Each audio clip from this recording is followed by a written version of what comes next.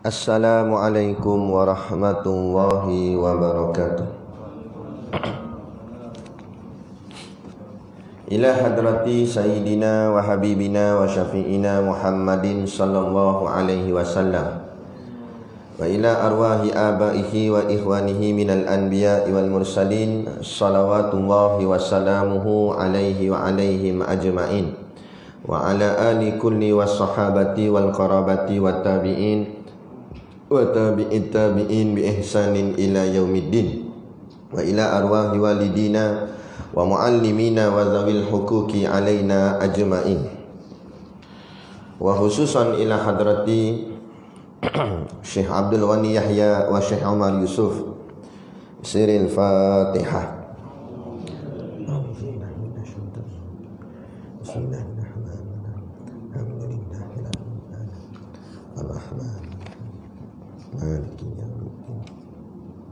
Iyyaka na'budu wa iyyaka nasta'in ihdinas siratal mustaqim siratal ladzina an'amta 'alaihim ghairil maghdubi 'alaihim waladdallin.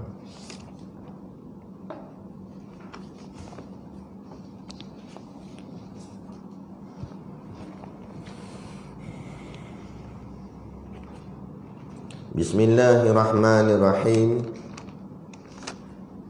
Alhamdulillahi rabbil alamin. Wa bihi nasta'in ala umuri dunya waddin. Salawatullahi wa salamuhu alaihi wa alaihim ajma'in. Ashhadu an la ilaha illallah wahdahu la syarikalah. Wa ashhadu anna sayyidana Muhammadan abduhu wa rasuluh. Allahumma salli wa sallim ala sayyidina Muhammad miftahu babi rahmatillah. Salatan wa salaman daimaini bidawamil mulkillah adada ma fi ilmillah. Subhanaka la ilma lana illa ma 'allamtana innaka antal alimul hakim. Rabbi shrah li sadri wa yassir li amri wahlul 'uqdatam min lisani yafqahu qawli wa la haula wa la quwwata illa billahil aliyil azim. Amma ba'd. Alhamdulillah, kita sama-sama panjatkan syukur kehadiratillah subhanahu wa ta'ala yang dengan limpah dan kurnianya diizin oleh Allah subhanahu wa ta'ala kepada kita dapat lagi kita berhimpun di dalam rumah Allah. Walaupun dalam tempoh PKP ni alhamdulillah dengan keizinan Allah kita masih lagi diberi izin untuk berada di dalam rumah Allah, solat berjemaah dan seterusnya. Dapat kita teruskan lagi pengajian-pengajian ilmu kita. Moga-moga dengan istiqamah ini tetaplah hati kita kepada agama ni di dunia dan seterusnya sampailah kepada hari akhirat hingga membawa kepada syurga yang kekal abadi, insya-Allah. Amin ya rabbal alamin. Yang saya hormati pengerusi masjid dan seluruh saf kepimpinannya, para imam, para bilal, tok syiah yang tak dapat kita nak sebutkan namanya satu persatu, yang amat-amat disanjungi para asatizah, alim-alim ulama, tuan-tuan guru, ustazah ataupun ustazah yang hadir pada pagi ini. Mohonlah ditegur kepada hamba yang fakir dalam bidang ilmu ini sekiranya apa yang disampaikan dan dikongsikan ada salah dan silapnya. Yang kita kasihi ayah-ayah, ibu-ibu, pemuda-pemudi muslimin dan muslimat yang dirahmati Allah sekalian. Sambung muka surat 19, perenggan yang kedua. Qala al-muallifu rahimahullahu ta'ala wa nafa'ana wa iyyakum bi ulumihi fid daraini amin ya rabbal alamin. Kata pengarang kitab, maka Tuhan terkaya daripada mengambil manfaat atas taat hambanya dan tidak sekali-kali menjadikan mudarat kepadanya oleh sebab maksiat hambanya. Hanya senya disuruh, diperintah, ditegah makhluk itu, iaitu bagi perkara yang kembali faedahnya kepada makhluk. Jua sebagaimana firman-Nya, man amila salihan fali nafsih wa man asaa fa'alaiha. Surah Fusilat ayat 46. Artinya barang siapa berbuat amal yang soleh, maka pahalanya itu kepada dirinya jua. Dan barang siapa berbuat jahat, maka balasannya, siksanya itu tertanggung ke atas dirinya jua. Dan lagi firmannya, in ahsantum ahsantum li anfusikum wa in asa'tum falaha. Surah Isra ayat 7. Artinya, jika kamu berbuat kebajikan, maka kebajikan itu terpulang bagi diri kamu, kerana pahalanya itu kembali kepada diri kamu. Dan jika kamu berbuat jahat, maka kejahatan itu terpulang kepada diri kamu sendiri, kerana dosanya kembali kepada diri kamu juga. Baik, kita sambung lagi. Ini masih lagi duduk di dalam bab sifat qiyamuhu ta'ala binafsihi. Sifat dia qiyamuhu ta'ala binafsihi. Ulang sikit dah. Qiyamuhu ta'ala binafsihi ni maknanya nak mengatakan bahawa Allah berdiri dengan sendirinya. Maknanya Allah itu zat, bukan sifat. Maka Allah tak memerlukan zat. Itu yang pertama. Yang kedua, maknanya Allah tak memerlukan fa'il untuk menjadikan dia. Allah tak perlu siapa-siapa untuk jadikan Allah, untuk cipta Allah. Maka lebih tahqiq lagi, Syekh menghuraikan lagi. Kata dia, maka Tuhan terkaya. Maksud terkaya sini bukan maksudnya banyak duit, bukan tu. Makna terkaya sini tak memerlukan apa-apa, tu kaya. Tu kaya sebenar. Kita atas dunia ni boleh sebutlah kaya, tapi hakikat tak kaya, semua miskin. Termasuk Sultan Agong ke, Raja ke, Perdana Menteri besar mana, Donald Trump ke, tak Trump ke, tak kira siapa pun, semuanya miskin, tak kaya. Sebab kalau betul kaya, dia tak perlukan siapa-siapa, tu baru betul kaya. Raja kalau betul kaya, tak perlukan rakyat, tapi raja kena ada rakyat. Perdana Menteri hebat mana pun, kalau betul kaya, tak perlulah rakyat. Untuk tak perlulah kita semua untuk nak ngundi dia. Naik sendirilah. Tak boleh. Hebat dia macam mana pun, dia tak boleh naik sendiri. Dia terpaksa meraih undi. Tu yang 5 tahun sekali dapat kena suap dengan YB. Nampak? Datang rumah, tumpang nak semayang lah, dan macam tak ada surau tepi tu. Sebab apa gitu lah. Sebab nak meraih undi. Sebab dia memerlukan juga orang lain. Sebab apa? Sebab dia tak kaya, tapi belagak kaya. Tu masalah. Adapun Allah Ta'ala, inilah terkaya yang sebenar. Apa makna terkayanya? Maknanya Allah tak perlukan siapa-siapa pun, apa-apa pun. Allah tak perlukan siapa-siapa. Allah tak perlukan malaikat, tak perlukan Rasulullah, tak perlukan Nabi, tak perlukan syurga, tak perlukan neraka, tak perlu, semua Allah tak perlukan. Allah. Dah itu kenapa Allah cipta semua ni? Kerana hikmah. Allah nak tunjuk pada makhluk bahawa hebatnya aku, supaya sembah aku. Wa ma khalaqtul jinna wal insa illa liya'budun. Taklah aku jadikan jin dan manusia itu untuk mereka sembah pada aku. Kata Ibnu Abbas dalam tafsir dia, maksud liya'budun tu liya'rafu. Makna liya'rafu maknanya taklah aku jadikan jin dan manusia itu melainkan untuk mereka kenal aku. Tujuan Allah buat nak kenal Allah. Macam ni Allah hantar turun coronavirus. Tujuan kalau orang tu hatinya ada iman, hatinya ada takwa, bila datang wabak macam ni, bila datang musibah ujian begini, dia akan makin kenal Allah. Apa tanda dia kenal? Dia akan sebut, Allah, Engkau Maha Kuasa, Kau Maha Hebat ya Allah. Nak secanggih-canggih teknologi kami, sepandai-pandai saintis kami, doktor kami, Engkau ya Allah hantar kepada kami satu wabak yang sangat halus, kecil pun kami tak boleh buat apa-apa dah. Maknanya hebat sungguh Engkau wahai Tuhan. Dia kenal Allah tu, dia nampak Allah. Tapi kalau tak kenal Allah, dia nampak diri lagi, tak apa, kita akan selesaikan masalah ni. Tu yang kata kita jaga kita. Bukan kita jaga kita, Allah jaga kita. Kita tak boleh jaga kita. Jangan nampak kita, kita nampak Allah. Ni tauhid. Kalau yang kafir cakap gitu, kalau trademark kafir cakap gitu, tu tak apa, dia kafir. Dia bukan umat tauhid, dia bukan ada Quran hadis. Kita ada Quran hadis. Kan? Apa-apa pun kita semua Allah. Kalau kita boleh buat satu-satu benda, berjaya apa kita buat, bukan kita, Allah. Pegang situ kemah-kemah. Barulah hati tu tak jadi sombong, tak jadi riak, tak rasa taksub, tak rasa hebat pada diri. Tu.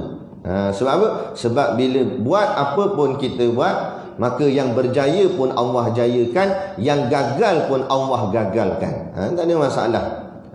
Nah. Baik. Jadi Tuhan terkaya. Maknanya Tuhan tak memerlukan apa-apa, tak perlukan siapa-siapa. Lepas tu orang tanya, lepas tu kenapa Allah cipta malaikat? Suruh malaikat Jibril suruh hantar wahyu ke Nabi apa semua. Tok Guru buat contoh macam ni kat pondok. Mudah untuk kita hadam, untuk kita faham. Tok Guru duduk kat meja kuliah. Kebetulan katalah waktu tu kipas tak pasang. Panaslah tengah hari ngajar kuliah di pondok. Jadi Tok Guru pun panggil seorang belajar, entah, pergi tekan switch ya, buka kipas ni. Tok Guru suruh. Budak tu pun pergi tekan switch. Persoalan yang timbul, boleh tak boleh Tok Guru bangun, berjalan pergi kat switch, dia tekan sendiri? Boleh tak? Boleh. Kenapa dia suruh orang? Kenapa dia suruh orang? Sebab dia nak tunjuk power. Dia nak tunjuk dia tu ketua situ. Dia boleh arah saja siapa-siapa. Begitu juga. Lebih-lebih kurangnya macam itulah maksud majazi aklinya. Makna kata Allah cipta malaikat, bukan Allah tak boleh buat semua, Allah boleh buat semua sendiri. Tak ada masalah bagi Allah. Kun fayakun. Tak ada yang payah bagi Allah. Tapi kenapa Allah suruh malaikat apa semua? Sebab Allah nak tunjuk hebatnya dia, kuasanya dia atas perintah saja. Tu. Maknanya Allah boleh suruh siapa-siapa pun, tak ada masalah. Nak menunjukkan kekuasaan dia. Nah, kalau kira buat, Allah boleh buat sendiri semua. Sebab Allah Maha Kuasa. Tapi Allah nak tunjukkan lagi hebat kuasanya atas arah-arah gitu je. Macam big boss lah, bos besar masuk pejabat apa semua, main tunjuk-tunjuk ke? Jadi orang pun ikut je. Tu. Baik. Jadi itu maksudnya, maka Tuhan terkaya daripada mengambil manfaat. Jadi maksud terkaya sini tak memerlukan. Jadi kita tafsir terus. Maka Tuhan tak memerlukan daripada mengambil manfaat. Maknanya Allah tak perlu nak ambil manfaat. Itu maksudnya. Manfaat atas apa? Atas taat hambanya. Maksud manfaat sini bermakna samarah. Manfaat maknanya samarah. Samarah ni maknanya buah. Buah ni maknanya hasil. Maknanya hasil daripada taat tu Allah tak perlukan. Maknanya hasil semayang. Kita semayang, apa hasil dia? Hasil dia dapat pahala. Pahala tu bukan Allah nak. Allah tak perlukan pahala tu. Banyak mana ke sikit mana ke Allah tak perlukan. Pahala tu balik ke kita balik. Tak ada pun. Dan Allah tak perlukan. Allah tak berhajat kepada ketaatan makhluk. Tak adalah Allah kata tolonglah sembah saya, janganlah tak sembah. Nanti saya macam mana nak jadi Tuhan? Tak. Mu nak sembah ke tak nak sembah ke, aku tetap Tuhan. Ibaratnya begitu. Allah kata. Mana taat ke tak taat, Allah tetap Tuhan. Itu maksud. Kalau pemimpin-pemimpin negara dan sebagainya, orang tak sokong dia tak jadi pemimpin. Dia boleh jatuh.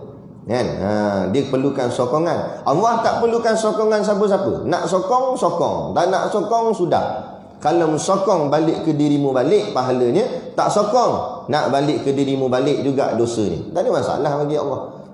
Jadi bukan Allah perlukan kita, kita perlukan Allah.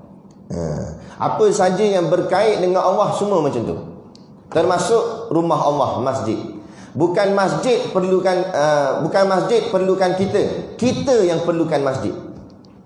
Betul tak? Masjid sikit tak heran pun. Kalau kita semua pakat-pakat rumah, semua orang tak nak datang masjid. Masjid tetap mulia. Masjid tetap menjadi rumah Allah. Segala alat-alat yang ada dalam masjid tetap mulia. Tak ada masalah. Kapetnya mulia. Nak tunjuk kapet masjid mulia tak mulia? Kapet hotel seinci tebal. Kan? Kalau kita sembam muka ni tenggelam terus hidung. Cari hidung tak jumpa. Nah, makna kata tebalnya dia punya kapek dia tu lembut sungguh nak. Kapek jenis mahal. Nak harga mahalnya kapek banding dengan kapek masjid, kapek surau. Jenis surau lama lagi lah. Nampak benang dalam tu ya, benang putih ni. Sekali sujud bergaris ni. Kalau nak cepat ada tanda sujud buat semayang situ. Luka-luka tu kan. Nah, nak ceritanya Allah kapek nipis je, kasar kapek. Bukan mahal mana murah. Itu pun berapa tahun. Nah, tak dapat peruntukan. Begitu lah kapek dia. Kan? Jadi lama pakai kapek tu. Dah sampai rosak, dah nipis dah kapek tu. Tapi walaupun kapeknya nipis, tetap adabnya tinggi, mulianya dia, tak boleh pakai kasut masuk ke dalam. Kapek hotel mahal, seinci tebal tadi, tenggelam hidung-hidung. Oh mahal, tapi masuk dengan kasut-kasut. Nah, kalau ada tepek tahi dekat tapak kasut, masuk dengan tepek tahi sini. Nah, sebab apa? Sebab walaupun dia mahal di sisi dunia, tapi dia tak ada kemuliaan di sisi akhirat. Sebab dia hotelnya masjid surau, walaupun kapek dia mungkin harganya murah di sisi dunia, mahal di sisi akhirat. Sebab dia berada di dalam tempat yang mulia. Dan kalau kapek duduk dalam masjid jadi mulia, dah kita duduk dalam masjid tak jadi mulia. Gitu. Jadi kena faham, segala yang berkait dengan Allah Ta'ala bukanlah benda tu perlukan kita yang perlukan dia. Jemaah Islam, perjuangan politik Islam, parti Islam bukan perlukan kita. Nak kita yang perlukan dia untuk nak bawa Islam, untuk nak buktikan pada Allah dan Rasul bahawa kita kasih pada agama ni, kita nak pertahankan agama ni. Maka kita yang kena terkinja-kinja untuk bersama dengan jemaah ni untuk buat kerja. Bukan nak tunggu orang panggil meh lah dah. Begitu juga orang yang bawa majlis ilmu, orang bawa kuliah, ustaz-ustaz sebut dalam kitab Hidayatus Salikin, adab mengajar, dia kata jangan terkinja-kinja nak meminta-minta supaya orang panggil kita mengajar. Sebab apa? Sebab ilmu yang dia bawa tu ilmu yang paling mahal sekali atas muka bumi. Ilmu Allah. Nah, ilmu agama. Nah, bukan ilmu yang perlu dijaja-jaja, tak ada.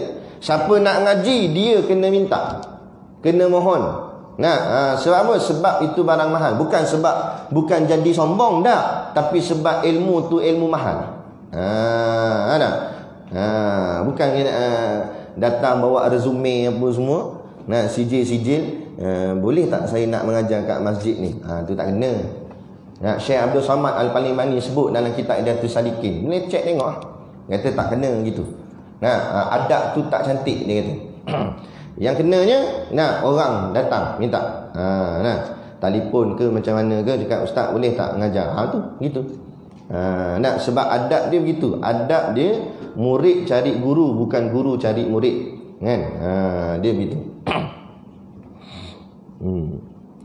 Apa nama, timba cari perigi tak, bukan perigi cari timba. Dia begitu. Jadi begitulah. Sebab apa? Sebab ilmu ini ataupun apa yang berkait dengan perkara agama ni, iaitu kaitannya dengan Allah. Bila kait dengan Allah, barang semua jadi mahal, barang semua jadi mulia, semua jadi hebat. Maka kena jaga adab-adab muruah, maruahnya dan semuanya. Baik. Jadi Allah tak memerlukan taat hamba-Nya. Itu maksudnya. Dan tidak sekali-kali menjadikan mudarat. Dan tak menjadilah Allah tu jadi mudarat. Maknanya Allah jadi susah. Tak ada kepadanya oleh sebab maksiat hamba-Nya. Kalau semua hamba-hamba Allah buat maksiat, Allah sikit pun tak jadi susah. Tak adalah runsing, pening kepala ke, tak ada. Ada macam mana ramai sangat buat maksiat, ada tak? Yang pening tu kita. Kan? Kita pening. Macam mana ni PKP lagi ni? Tu kita pening. Nampak? Allah tak ada pening apa, tak ada. Bohlah macam mana pun masalah kat dunia ni, tak ada heran bagi Allah. Kerana yang buat masalah tu pun Allah juga yang cipta. Tak ada apa-apa masalah. Jadi Allah tak memerlukan taat, dan Allah tak kisah pun atas maksiat, dan kerana tidak memudaratkan atas dirinya, atas diri Allah tu. Tak ada memberi mudarat pada Allah. Bila ramai mana pun buat jahat, buat maksiat, tak nak semayang dan sebagainya, kisah benda muat habis neraka Allah. Katalah contoh daripada umat zaman Nabi Adam sampailah umat Nabi Muhammad yang paling akhir sekali lahir. Semua sekali pakat-pakat, semua tak nak semayang, tak nak ibadat, semua tak nak taat dengan perintah Allah. Celuh juga, muat neraka Allah, malah ada lebih banyak lagi. Kosong, muat. Tapi kalau kita ramai-ramai buat persatuan, ahli karyah Masjid Lama Taiping, kita pergi rompak bank ramai-ramai. Ada kat 80 orang pergi sama-sama. Penuh habis depan bank tu. Polis nak tangkap gari pun tak cukup. Tak payah kata nak ambil dengan lori, nak gari tak cukup. Kata kami order gari satu lagi, tunggu jap. Nampak? Nak masuk mahkamah tak muat. Banyak kes kat 80 orang. Payah. Jadi kalau ramai mana pun manusia buat jahat, nak masuk dalam penjara pun masih lagi dikira ada had. Tak boleh nak masuk ramai-ramai sangat pun, dia ada had dia. Jadi masih lagi tu bahagian dunia. Mana kata ada can lah nak boleh lepas. Tapi mainan bahagian akhirat, sorry lah. Duduk kat Padang Mahsyar, dia tengok kat 8 juta dah masuk dalam neraka. 8 juta ni ramai dah ni. Rasa aku tak kena dah ni sebab 8 juta dah masuk. Tengok nama dia kena panggil, gigi masuk. Tak kira berapa puluh ribu juta ke apa, muat neraka Allah. Jadi bila kita pandang neraka Allah muat untuk siapa-siapa pun, kita takutlah kalau kita termasuk di dalamnya. Sebab takkan terlepas walaupun seorang. Tu. Baik. Hambanya hanya senya maknanya apa yang jadi kat kita ni hanyalah disuruh. Allah cuma suruh, bukan Allah minta. Suruh dengan minta lain. Allah suruh je. Aqimus solah, semayanglah kamu. Maksud suruh semayang, kalau kamu semayang, kamu dapat pahala. Kalau kamu tak semayang, kamu sendiri masuk neraka. Aku tak kisah aku nak semayang, tak nak semayang, lantak. Tapi aku suruh. Suruh tu dipanggil disuruh. Galakan. Perintah suruh. Tapi bukan maksud suruh tu Allah ambil faedah. Nak suruh, buatlah. Kalau tak buat, saya susah. Tak. Allah tak susah sikit pun. Tu. Lepas tu, Tok Guru kepada Tok Guru Siddiq Noh. Namanya Tuan Guru Haji Wan Ibrahim. Panggil dia Tok Guru Wa'in. Tok Guru ni, dia punya style semua positif. Cakap dia semua okey je. Jadi ada orang datang, budak muda datang jumpa dia. Tok Guru, saya kalau tak nak semayang boleh tak? Tok kata boleh, apa lah tak boleh pula. Budak tu pun sonok lah. Ni satu-satu Tok Guru yang kata boleh. Dia kata Tok Guru lain semua kata tak boleh. Bagus. Boleh. Kata Tok Guru memang boleh, tapi masuk neraka. Ada masalah. Maksud dia. Mana kamu nak buat apa buat. Tapi mu tanggung sendirilah. Masuk syurga, neraka. Lepas tu Tok Guru kami pesan ke kami. Dia kata ingat antum semua, dia kata kamu nak buat apa, buatlah apa pun atas dunia ni. Tapi ingat, sediakan jawapan kamu depan Allah Ta'ala. Maksudnya bila kita nak buat, kita fikir dulu. Kita buat ni apa tujuan, apa sebab. Boleh lepas tak boleh lepas kalau Allah tanya. Kalau rasa boleh lepas, buat. Rasa tak boleh lepas, sangkut, ada masalah, jangan buat. Sebab nanti kita susah balik. Tapi tak ada masalah nak buat apa pun. Buatlah. Tu. Contohlah kan, kita nak clearkan kefahaman. Bukan kita nak condemn atau hentam siapa-siapa tak, tapi nak clearkan kefahaman. Sebagai contoh, kita nak buat apa? Kita nak buat benda baik. Contohnya kita nak baca suratul Mulk selepas habis solat Isyak. Boleh ke tak boleh? Kita tengoklah kalau kita baca suratul Mulk, katalah takdir esok ditanya oleh Allah nanti di hari akhirat. Rasa lepas tak lepas? Rasa lepas tak lepas? Allah tanya, kenapa kamu baca suratul Mulk selepas habis solat Isyak? Kita nak jawab macam mana? Kan Quran. Allah kata, betul lah. Boleh. Tak ada masalah. Bukan Allah kata, sebab baca suratul Mulk pergi masuk neraka Jahannam. Tak belik. Kenapa beratur ramai-ramai ni nampak macam geng Masjid Lama Taiping? Tengok muka macam kenal ramai beratur. Kenapa ni? Kami geng baca Al-Mulk. Takkan baca Al-Mulk masuk neraka. Nampak? Benda ni nak dengan akal kita. Sebab tu Allah tanya afala taqilun, tidakkah kamu mahu berfikir? Fikirlah. Kan? Bukanlah semua benda Quran nak cerita satu-satu. Bukan semua benda hadis Nabi nak cerita semua benda. Kan? Macam dalam masalah cincin pakai di jari. Nabi kata yang eloknya pakai di jari kelingking dengan jari yang manis. Janganlah kamu pakai jari yang tengah atau jari yang telunjuk. Tapi dalam hadis Nabi tak sebut ibu jari. Kenapa Nabi tak sebut ibu jari? Sebab memang tak ada orang buat pakai cincin kat ibu jari. Kalau buat gila. Sebab benda tu memang bukan orang cakap apa, menjadi kebiasaan. Pelik lah kalau pakai kat ibu jari kat. Tapi kadang-kadang kebiasaan orang pakai di jari ni. Jadi Nabi kata yang ni lebih baik. Gitu je. Jadi begitu kan. Takkan Nabi nak cerita semua. Takkan Nabi nak kata janganlah pakai cincin di ibu jari, jangan pakai cincin di leher, jangan pakai cincin di kaki jari, janganlah pakai cincin di telinga, jangan pakai cincin. Habislah. Nak setiap satu nak kena cerita. Jadi gitulah dalam soal agama. Kalau dia kata mana dalil boleh baca surah Tumuk, dah jenuh lah. Nak kena habaq satu-satu. Boleh baca surah Yasin, boleh baca surah Mulk, boleh baca surah Baqarah, boleh baca. Panjang lah gitu dalil. Kan? Jadi madai lah. Dalil suruh banyak baca Quran. Al-Mulk salah sebahagian daripada surah dalam Quran. Dah apa masalah? Dia kata bid'ah. Apa makna bid'ah? Makna bid'ah zaman Nabi tak buat. Dah pakai emas pun bid'ah. Zaman Nabi ada emas. Nak bid'ah situ. Bid'ah juga, tapi bid'ah benda hasanah sebab dia mendatangkan kebaikan, nak jaga kita daripada mudarat. Tak ada masalah, bukan sebabkan emas kena masuk neraka.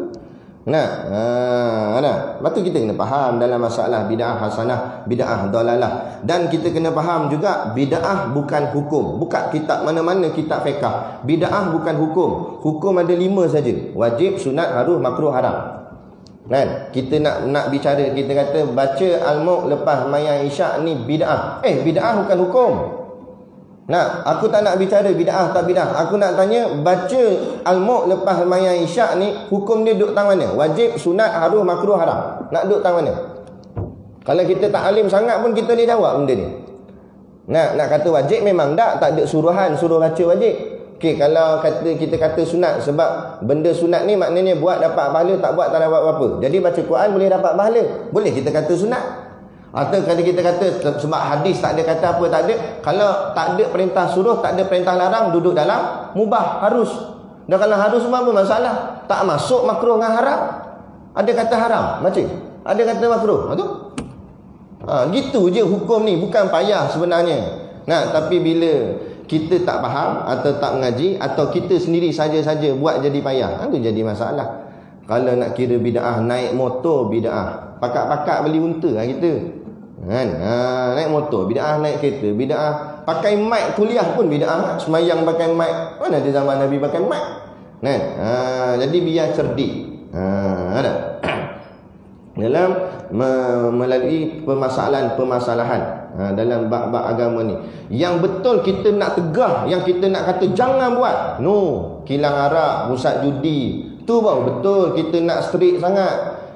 Yang tu baru sebenar-benar bid'ah, yang sebenar-benarnya yang sesat, bid'ah dalalah. Nabi kata haram, Allah kata haram, kita kata boleh. Tu baru bid'ah, mengubah-ubah hukum Allah. Tu baru sebenarnya. Jadi disuruh, diperintah, Allah perintah kita, ditegah halal. Jadi dalam masalah perintah Allah ni ada perintah suruh, ada perintah larang.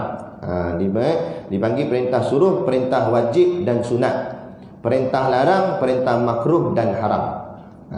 Yang tak ada suruhan harus. Itu menurut pandangan ulama-ulama fiqh, ulama fiqh. Jadi ada 5 hukum taklifi. Perintah suruh, wajib dan sunat. Perintah larang, makruh dan haram. Yang tak ada suruh, tak ada larang, tengah-tengah, harus. Okey, selesai. Kemudian bila masuk dalam pengajian ilmu tasawuf, ulama tasawuf menyimpulkan, ulama sufi menyimpulkan, hukum bukan lagi 5, tapi tinggal 2 sahaja. Bukan lagi 5, tapi tinggal 2. Yang pertama taat, yang kedua derhaka. Itu saja. Apa dia taat? Taat itu termasuk dalamnya wajib dan sunat, itu taat. Siapa buat benda wajib, siapa buat benda sunat, maknanya dia taat perintah Allah. Dan makruh dan haram masuk dalam derhaka. Khianat nama dia, derhaka. Buat perintah makruh, buat perintah haram, masuk dalam derhaka, menderhaka akan Allah Ta'ala. Dah harus duduk tangan mana? Harus masuk ke dalam sunat. Kerana orang ahli sufi, mereka nak beramal, segala benda yang mereka buat asalnya hukum harus, diniatkan kerana Allah, diniatkan kerana ibadat, maka tak jadi harus, jadi sunat. Contoh, makan dia bukan nak bersedap-sedap, makannya sebab nak ibadat. Sebut dalam kitab tasawuf, kitab Bidayatul Talibin, atau kalau tak silap juga Qatrul Ghaisiyah. Dia ambil seorang wali Allah, dia ambil nasi, dia cakap dengan nasi ni, makanan tu. Dia kata, nasi, kalau tak kerana perut aku sakit, tak boleh, susah nak semayang, aku tak makan. Dia pun makan. Makan-makan perut dia sakit lagi. Dia ambil lagi sesuap, dia cakap lagi, nasi, kalau aku tak makan, perut aku sakit, nak ibadat susah. Ngap. 2 kali suap, perut tak sakit dah, tak sentuh dah, tak makan dah. 2 kali suap kita 2 pinggan. Nasi sedapnya kau. Nampak tak makan aku susah. Itu kita. Sebab kita bukan wali, kita kuali. Tak apalah. Tapi tak salah. Nak ceritanya ni pangkat mereka ahli sufi, tinggi. Mereka buat apa pun, sedikit pun tak terlepas daripada ingat Allah, ibadat. Semua kerana Allah. Buat apa pun. Kita yang masih lagi ingat Allah, ibadat ni bahagian agama lah, bahagian semayang apa semua. Tapi bila keluar buat bahagian dunia, kadang-kadang kita pun lupa dah. Buat benda-benda lain kadang-kadang kita tak ingat dah Allah ke sebagainya, kita terlupa. Tapi ahli sufi ni tiap saat ingat Allah. Setiap kelipan mata dia ingat Allah. Setiap nafas dia naik turun, Allah. Naik Allah, lepas Allah. Naik Allah, lepas Allah. Allah dahsyat. Ada satu orang pakcik ni, dia wali. Orang ceritalah. Dia pergi cek doktor. Doktor lekat kat lengan, tengok dia punya tekanan tu tinggi. Doktor kata, tinggi tekanan ni. Kalau ikut bacaan ni lah, darah dah mancut keluar kot mata, kot telinga. Sebab tekanan tu tinggi sangat, dia kata. Pakcik ni ya betul manusia ke apa, dia kata. Pakcik tu kata, sat. Pakcik tu diam je. Bagi saya bagi saya saat je. Dia pun diam je, senyap gitu. Aku kata, cuba doktor cek balik. Cek baru normal. Doktor tanya, kenapa pakcik buat apa tadi? Saya stopkan jap zikir saya. Allah. Zikir dia naik turun sampai tinggi tekanan. Jadi orang yang tekanan darah tinggi, kuat zikir lah tu.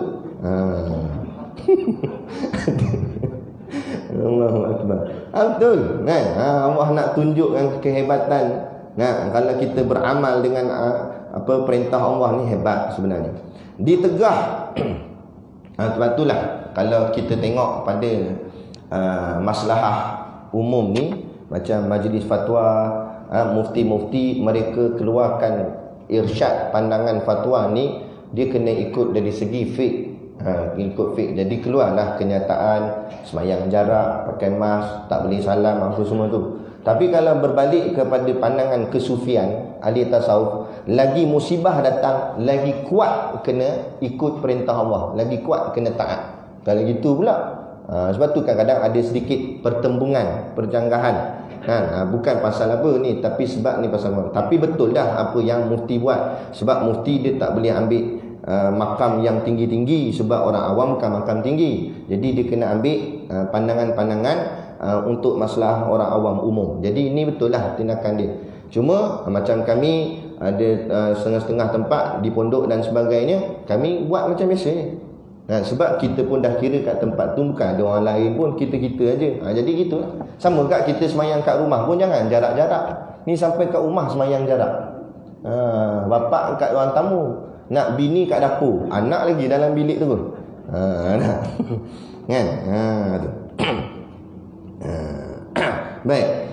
Jadi makhluk itu, iaitu bagi perkara yang kembali faedahnya kepada makhluk jua. Jadi maknanya faedah makhluk tu buat, dapat kat dia balik. Dia buat baik, dapat kat dia baik. Jadi gitulah.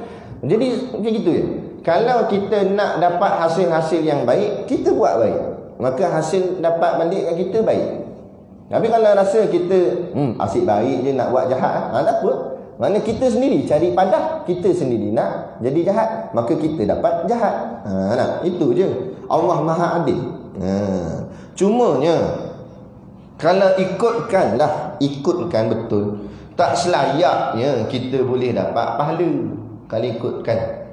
Sebab apa saya kata begitu? Sebab tu Imam Syafi'i dia buat syair, dia kata aku tak layak masuk syurga, tapi nak masuk neraka aku tak sanggup.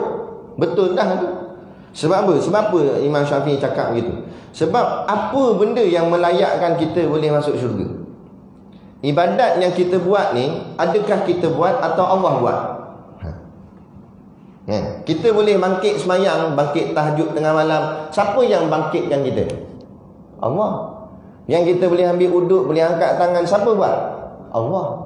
Dan kalau ikutkan semua Allah yang buat, tiba-tiba Allah buat, Allah bagi pahala kat kita. Kita tak buat apa-apa pun. Kita cuma jadi alat yang dibuat oleh Allah. Kan? Kita menukang buat rumah. Nah, yang masukkan paku tu hammer. Kan? Hammer tu yang belaga dengan paku, ketong. Nah, tapi yang pukul, yang menghayun hammer tu kita. Kan? Bila rumah dah siap, duit yang kita dapat untung buat rumah tu bukan ambil kita bagi kat hammer. Faham tak maksud saya? Macam tu lah kita. Nah, kita ni macam alat je. Allah yang gerakkan kita boleh semayang apa semua. Tiba-tiba bila dah siap semua, pahala tu Allah bagi kat kita. Jadi kalau ikut, layak ke kita? Sebab bukan kita buat, tapi Allah Maha Pemurah lagi Maha Penyayang. Betul tadi. Ar-Rahman Ar-Rahim. Sebab tu diulang 2 kali dalam Fatihah. Pertama dalam Bismillah, kemudian ayat ketiga. Kan? Nak menunjukkan betul-betul aku ni pemurah, aku ni penyayang. Pandanglah aku.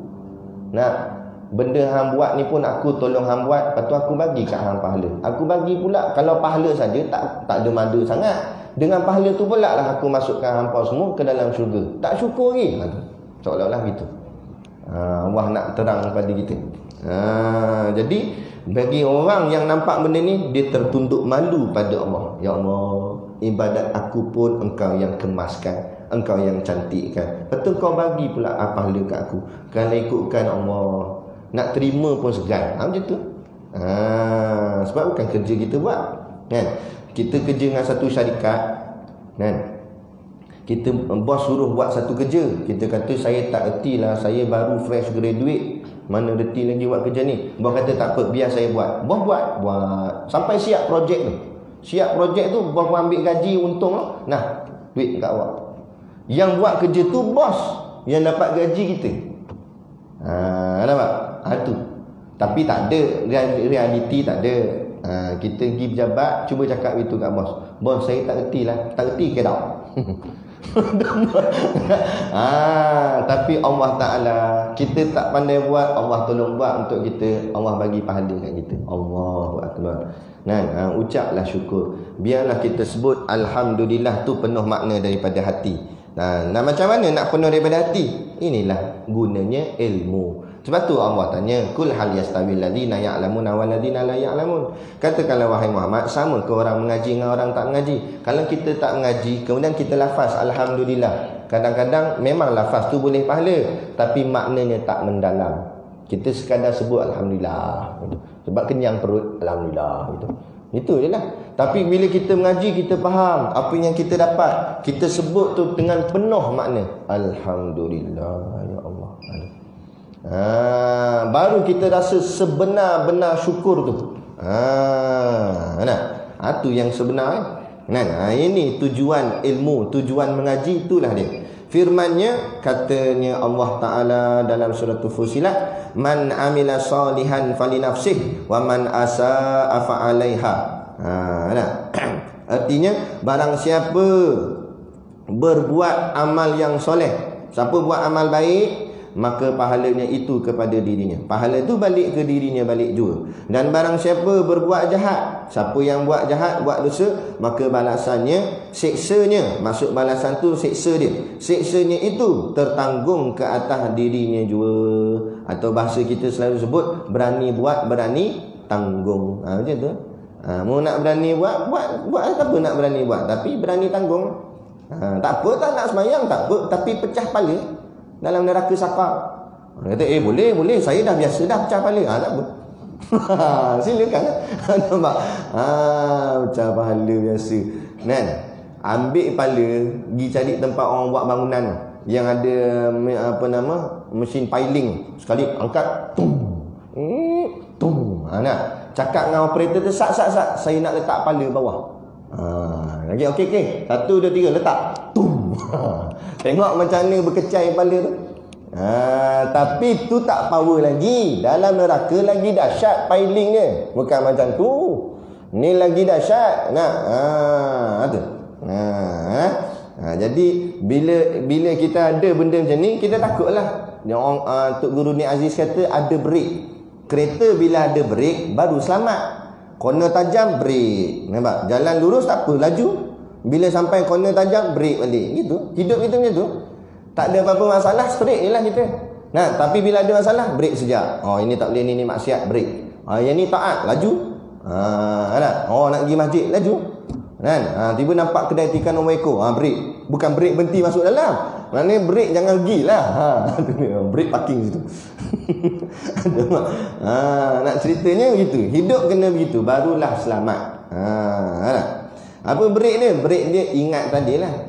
Boleh mu nak buat, tapi mu tanggung lah. Fikir tanggung tak berani gitu. Artinya barang siapa berbuat yang soleh, tadi dah sebut dah. Dan lagi firmannya, in ahsantum li anfusikum wa in asatum falaha. Artinya jika kamu berbuat kebajikan, maka kebajikan itu terpulang bagi diri kamu. Macam tadi juga ayat dia. Cuma diulang sekali lagi. Kamu buat baik tu dapat kamu balik. Jadi tak ada rugi sikit pun kita buat baik ni. Sama ada dalil kata ada dalil, tapi kalau dia duduk dalam benda yang kita sebut tadi makna taat, yakni wajib dan sunat, silakan buat, tak ada masalah. Macam kita semayang qada.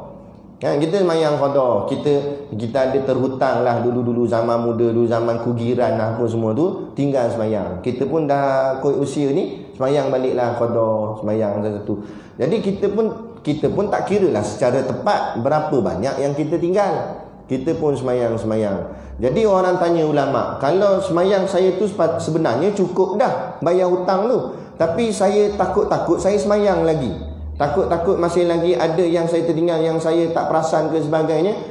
Jadi macam mana kalau sebenarnya dah cukup? Ulama jawab dah.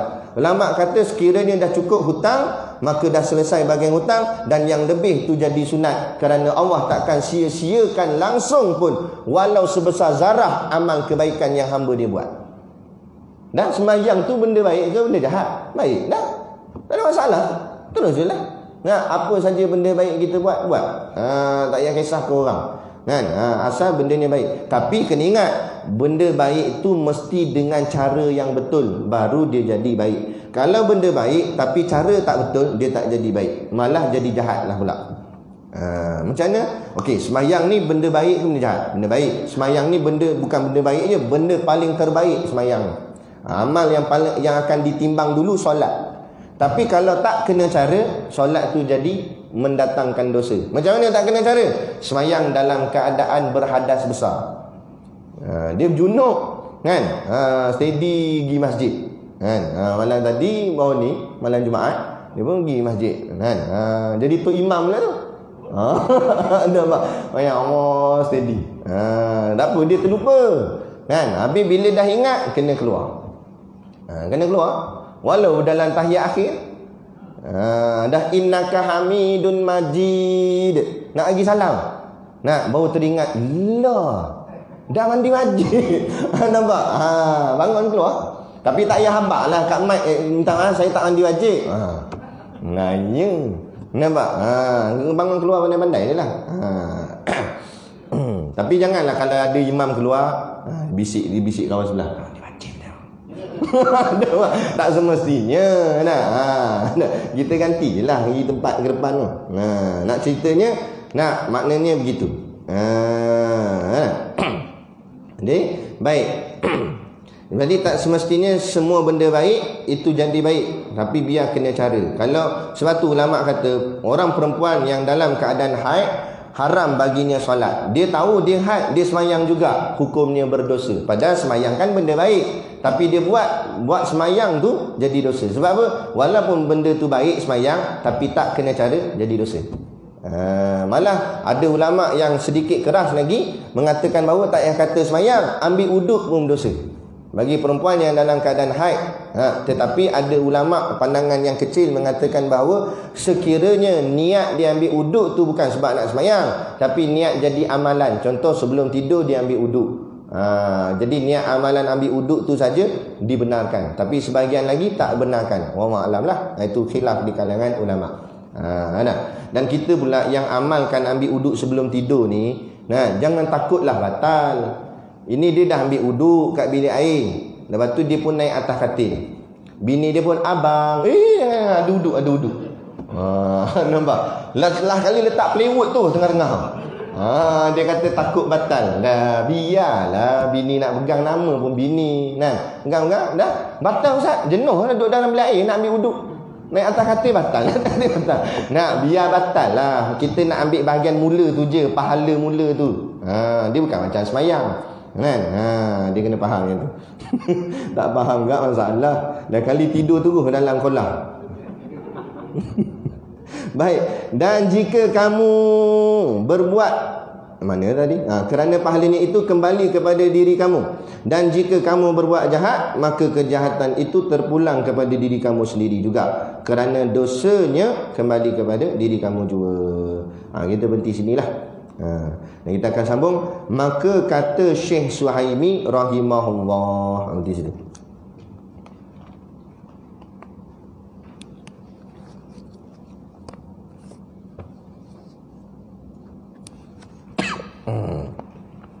Dia macam biasa kat luar depan masjid ni ada sedikit produk perniagaan untuk menampung sekolah pondok dan juga tahfiz kami. Jadi tuan-tuan niatlah membeli sambil menderma. Hasil pembelian tuan-tuan tu kami gunakan duit tu untuk meneruskan pengajian sekolah sehingga dapatlah melahirkan pelapis-pelapis ulama. Kami dalam merencanakan satu program khas yang kami target. Ada pelajar-pelajar kami yang dah habis ataupun hampir habis dia punya tahfiz dia 30 juzuk Quran tu. Jadi kami tarik dia ni yang kira dah besar sikit lah umur dia. Kita tarik dia untuk masuk, kami buat satu kelas khusus, nama dia Prapondok. Kami target dia dalam tempoh 5 tahun kami nak buat pengajian kilat. Dalam 5 tahun insya-Allah dia dah boleh, orang cakap apa, boleh menyampai. Nak kata ulama tu tak lah, tapi boleh lah nak kongsi ilmu pada masyarakat awam. Kita nak train dia, nak didik dia, dengan pengajian-pengajian kitab dan sebagainya. Jadi ini proses yang kami nak buat lah. Jadi pakat-pakat lah tuan-tuan, bantu kami dan doakan kami. Moga-moga kami berjaya menghasilkan ni supaya ada pelapis-pelapis Ustaz Siddiq Noor. Sebab ini harapan Tok Guru lah. Tok Guru kata dia nak bila dia lelapkan mata nanti, masuk lelap bukan tidur, mana tak ada lah. Bila dia lelap mata nanti ada 10 kurang-kurang Siddiq Noor Junior, dia kata. Supaya musuh-musuh politik dia atau musuh-musuh dia yang benci kat dia, ingatkan bila dia dah tak ada, senang hatilah, rupanya 10 orang lagi macam dia akan lawan. Jadi gitu yang kita nak cuba hasilkan lah, harapan Tok Guru. Moga-moga insya-Allah. Jadi pakat-pakatlah bantu kami dan doakan kami insya-Allah. Jadi cukup sekadar tu pada pagi ni. Billahi taufiq wal hidayah. Assalamualaikum warahmatullahi wabarakatuh.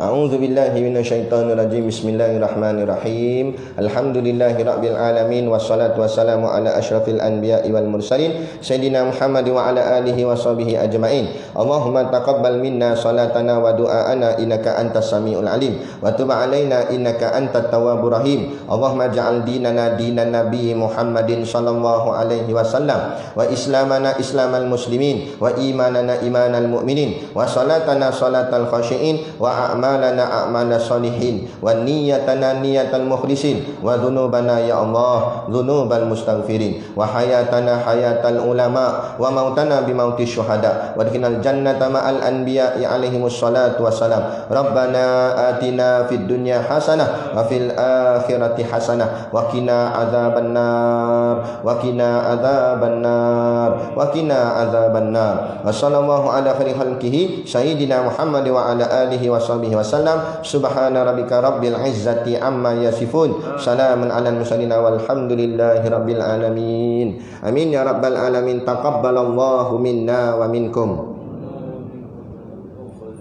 Takbir. Allah. Muslimin muslimat insyaallah.